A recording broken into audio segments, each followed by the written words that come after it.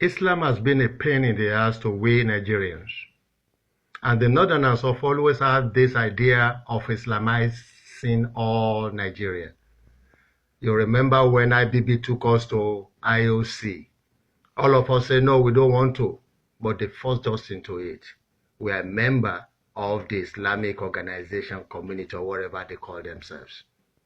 And we know that Islam is under scrutiny everywhere in the world today because of the violence they perpetrate in the name of a very peaceful religion. The problem we are having in Nigeria today that everybody is talking, lack of food, lack of security, lack of this, lack of that, that our first lady is actually accusing us of that all this thing is happening to us because of our laziness, is directly linked to Islam. We don't have food because the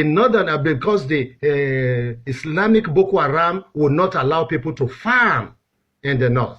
We don't have food in the west because the Islamic Fulani herdsmen would not allow us to farm.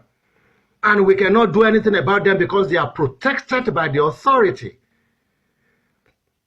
General Sani Abacha said, any uprising in any country that is not quenched within 48 hours is sponsored by the government. This is why I believe that the Nigerian government is actually behind all this uprising. And it is like it is a policy of the federal government to drag every one of us into what we don't want to be part of. We are not all Muslims. This is why I'm calling on all Nigerians. I am calling you guys. It is time that we ask the government to give us the right to decide on the future of Nigeria. I know many of you will be saying, yes, after all, there are many many of our people, Yoruba, are Muslim. Listen, we will take care of the terrorists within Yoruba when the time comes. We will take care of the terrorists within our community when that time comes. But the general agreement should be on how to decide the fate of Nigeria. You cannot continue to drag us to what we don't belong into, what we don't want to be part of.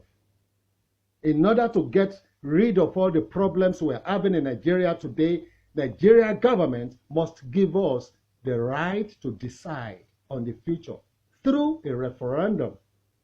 We are not all Muslims, and you cannot continue to enforce a foreign religion of hate, of all problems on us.